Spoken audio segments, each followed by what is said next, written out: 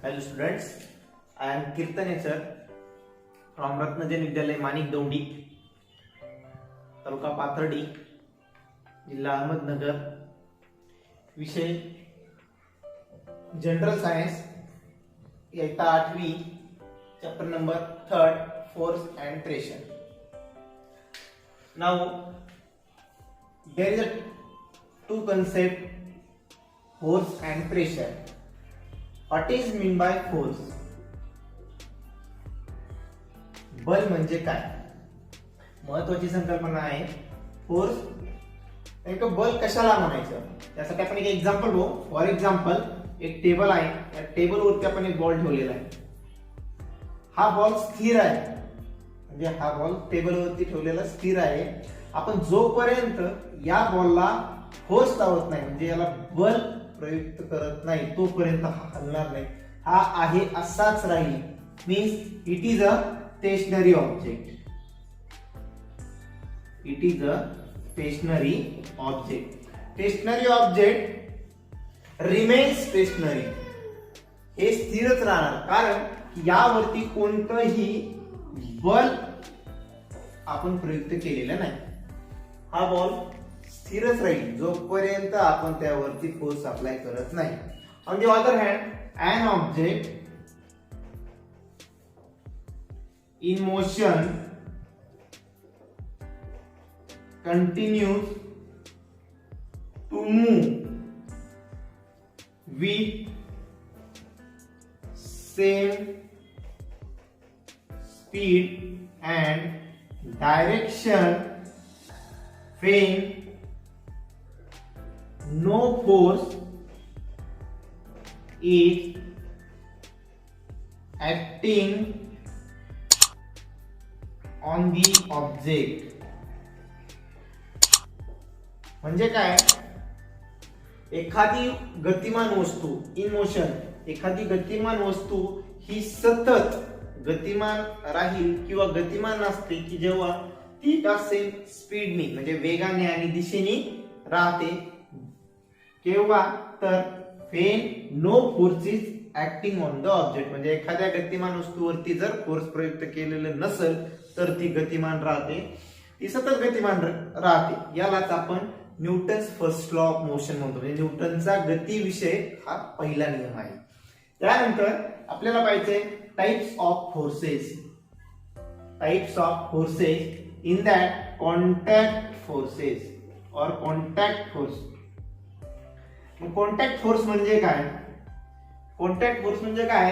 A force is seen to act through direct contact of the object. Direct contact of the object म्हणजे काय? एक असं force की जे दोन वस्तूमध्ये प्रयुक्त केलेले आहे. यासाठी आपण फॉर एक्झाम्पल बघू. Number 1, a man pushing a car. म्हणजे काय? की एक माणूस आहे, तो कार ढकलतोय. तो काय करतोय? कार ढकलतोय. पुशिंग म्हणजे काय? ढकलणे. म्हणजे या माणसाचा आणि कारचा काय झालाय? डायरेक्ट कॉन्टॅक्ट आला. म्हणजे काय? संपर्क. कॉन्टॅक्ट फोर्सला आपण काय म्हणणार आहे? की संपर्क बल. संपर्क बल. बघ, हे एक एक्झाम्पल. त्यानंतर दुसरं बघा. A boy pulling a dog. एक मुलगा आहे आणि कुत्रा आहे. जो कुत्रा तटून बसलेला आहे, म्हणजे रिलेव्हंट डॉग म्हणलं जातं त्याला, की तो तटून बसलेला आहे. त्या कुत्र्याला तो ओढतोय. म्हणजे हा मुलगा त्या कुत्र्याला ओढतोय. दोन वस्तू आहेत, ऑब्जेक्ट आहेत, त्यामध्ये कोणतं फोर्स आहे? Contact force. त्यानंतर third example. A boy kicking a football. एक मुलगा पायाने फुटबॉलला किक करतोय. किक करतोय म्हणजे की त्याला मारतोय. मग आता हे झाले आपले 3 एक्झाम्पल. कशाविषयी झाले? की कॉन्टॅक्ट फोर्स. लक्षात आला असेल. कॉन्टॅक्ट फोर्स म्हणजे काय? संपर्क बल. ही ज्या दोन वस्तूंमध्ये संपर्क असतो त्यांना आपण काय करतो? कॉन्टॅक्ट फोर्स असं म्हणलं जातं. त्यानंतर पुढे आहे नॉन कॉन्टॅक्ट फोर्स. आता नॉन कॉन्टॅक्ट फोर्स म्हणजे काय? की असंपर्क बल. नॉन कॉन्टॅक्ट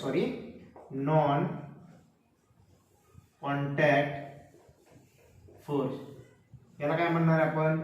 असंपर्क बल. आता याची डेफिनेशन आपल्याला काय सांगता येईल? A force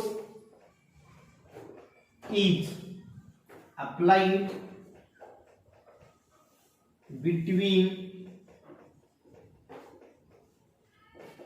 to object even if two objects are not in contact. असं बल की जे दोन वस्तूंमध्ये प्रयुक्त झालेलं आहे पण त्या दोन वस्तूंचा कॉन्टॅक्ट होत नाही. त्या दोन वस्तूंमध्ये काय नाहीये?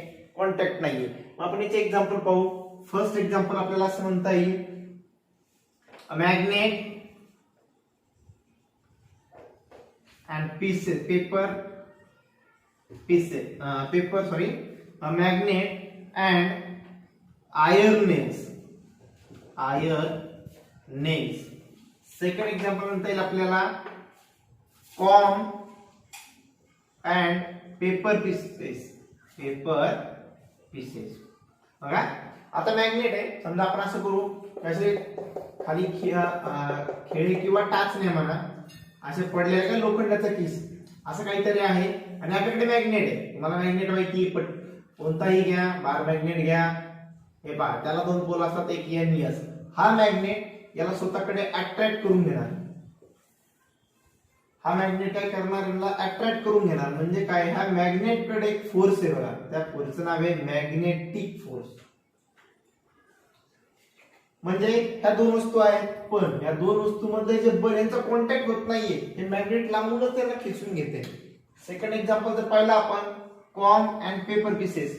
कॉम अँड पेपर पीसेस काय?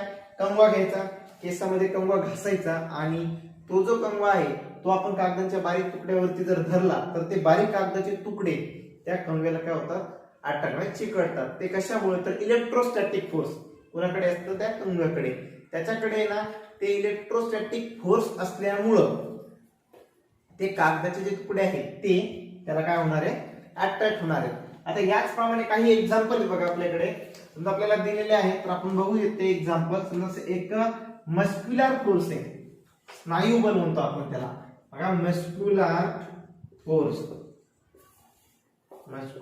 Force it is also example of contact force. म्हणजे कसं? तर हे जे आहे it is applied in several cases. Muscular force जे आहे हे सेव्हरल केसेस मध्ये वापरलं जातं. फॉर एक्झाम्पल जर म्हणले तुम्ही तर आपण असं म्हणू पुलिंग, देन पुशिंग, लिफ्टिंग. म्हणजे काय? ढकलणे, ओढणे, उचलणे. अशा केसेस मध्ये आपण हे काय करतो की हे जे आहे मस्क्युलर फोर्स, तर हे या केस मध्ये आपल्याला माहिती किंवा यूज झालं होतं. त्यानंतर आता याच सारखेच एक्झाम्पल पहा नॉन कॉन्टॅक्ट फोर्स साठी. बघा नॉन कॉन्टॅक्ट जर म्हणलो आपण तर नॉन कॉन्टॅक्ट मध्ये तुम्हाला मी आता हे सांगितलं मॅग्नेटिक फोर्स, त्यानंतर ग्रॅव्हिटेशनल फोर्स. आता एक एक्झाम्पल पण सांगतो बघा, a coconut falling from tree. म्हणजे नारळाच्या झाडावरून जर नारळ खाली पडलं तर ते नारळ हे पृथ्वीकडे अट्रॅक्ट होतं. म्हणजेच काय? तर पृथ्वीकडे ग्रॅव्हिटेशनल फोर्स आहे. पण काय झालं? Gravitational force. त्यानंतर इलेक्ट्रोस्टॅटिक फोर्स जे आपण कॉम मध्ये बघितलंय, इलेक्ट्रोस्टॅटिक फोर्स. म्हणजे हे जे आहे हे काही एक्झाम्पल आहेत. हे कॉन्टॅक्ट फोर्स साठी घेते, हे नॉन कॉन्टॅक्ट फोर्स साठी घेता येते. सेम एक कन्सेप्ट आपल्याला बघायचं आहे, ती कन्सेप्ट आहे फ्रिक्शन फोर्स. आता बघा फ्रिक्शन फोर्स, आता फ्रिक्शन फोर्स कशाला म्हणायचं बघा. Friction force, friction force. आता मी एक एक्झाम्पल सांगतो बघा. सध्या एक टेबल आहे, त्या टेबलवरती आपण एक असा बॉल ठेवला. आता या बॉलला आपण या साईडनी जर ढकललं, पुश केलं, तर हा बॉल पुश केल्याच्या नंतर थोडा पुढे जाईल आणि हा पुढे गेल्याच्या नंतर इथून तर इथपर्यंत जाईल आणि नंतर इथं स्टॉप होईल.